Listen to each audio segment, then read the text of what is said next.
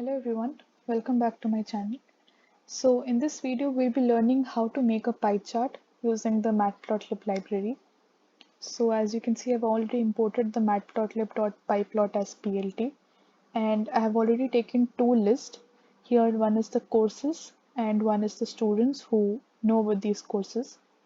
So basically the students list will take the values of my pie chart, and the courses one is going to become the labels of my pie chart. So for that, I'll write plt.py. I'm plotting my pie chart right now. So I'll write plt.py, and then first I'll write the name of the list, which is going to take the values.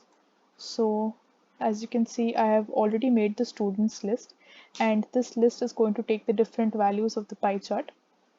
And then I will now give the labels.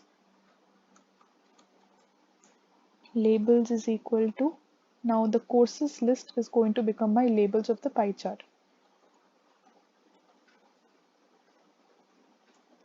And let me give it a title. So for that I'll let plt.title and the double inverted commas, and let me give the title as students versus courses, and then plt.show to give my final output. Now as you can see, I've got my pie chart over here, but this is the most basic form of pie chart, and it's difficult to understand which part represents what and how much is the percentage and all. So let's try to add some more features to this pie chart so that it looks more neat and organized. So now as you can see here, the colors, as you can see, these are by default colors that are given by the system, but then if you want to change the colors to your favorite colors, then you can give it over here.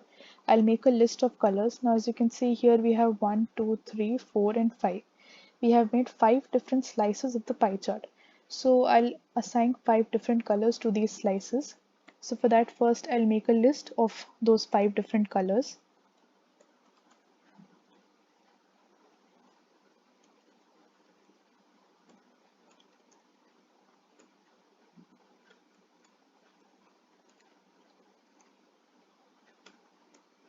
So I've given 1 2 3 4 4 colors, and one more color, and then I'm going to put that colors over here.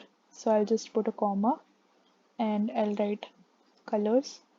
Colors is equal to col. That means colors will be equal to this list.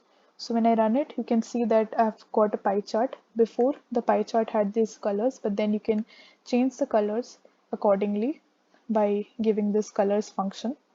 So I've changed my colors. Now we can see that we have different parts of the pie chart, but then again we don't know how much which portion represents how much part of the pie chart. So in order to know the percentage of a particular slice of a pie chart, we have got a function which is known as autopct, and the syntax is like this. We give a percentage symbol, and then if I say 1.1, and if I say f, now here this f represents a float value, and I'm going to give 2% symbol again. So when I do this, I get the different percentages, that is each slice, how much it represents, how much percentage of the whole pie chart.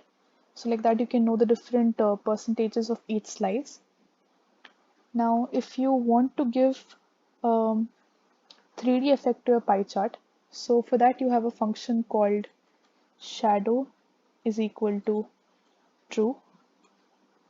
So when you do this, shadow is equal to true, it gives a 3D effect to your pie chart. As you can see the difference, this was a previous pie chart, but then after giving that shadow is equal to true, this becomes my pie chart. Now one more thing, now by default your pie chart is actually oval shape, but then if you want to make it proper circular shape, you can give plt.axis and in brackets equal. So when you give plt.axis and brackets equal, it makes your pie chart a proper circular shape. Otherwise, by default, it is slightly oval shape. So that is how you can change it to circular shape. And then So now we have a function called start angle. Now when I give start angle is equal to 90 degree, suppose. If you see the previous pie chart before giving the start angle function, it was like this. It was kind of unorganized, like the starting of the pie chart didn't start from a particular position. But if I give it as start angle is equal to 90 degrees, then you can see it has started properly from the 90 degrees position, and then the slices look more organized. So that is the function of the start angle.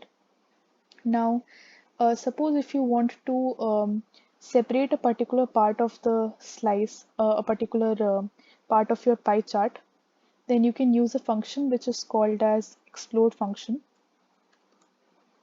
And you can give different values. Suppose I give 0, then 0. So I've given 1, 2, 3, 4, 5. I've given 5 different values. Now when I run them, as you can see, first in the third value I've given 0.5. So for the third slice, it has separated a little by 0.5. So like that you can take a particular, suppose if I want to separate this JavaScript slice also. So for that, this is my fourth slice, 1, 2, 3 and 4. So I'll give it 0.5 for my fourth value. And when I do that, one of the slice again gets separated. So like that you can separate different parts of your slices. Now here, as you can see, the C programming slice has got separated. So that is the function of your explode. And now as you can see, the colors, if you want to make this pie chart look a bit more neater, you can give some highlight. You can change your edge color also. For that you have a different function, that is wedge props. And I'll say wedge props is equal to, I'll give the flower brackets, and then I'll give edge color. And suppose I want to change this edge color to black. So when I do that, now you can see there's a black outline, that is my edge color has changed to black. So like that you can change your edge color. Now we can even give the legend to this pie chart.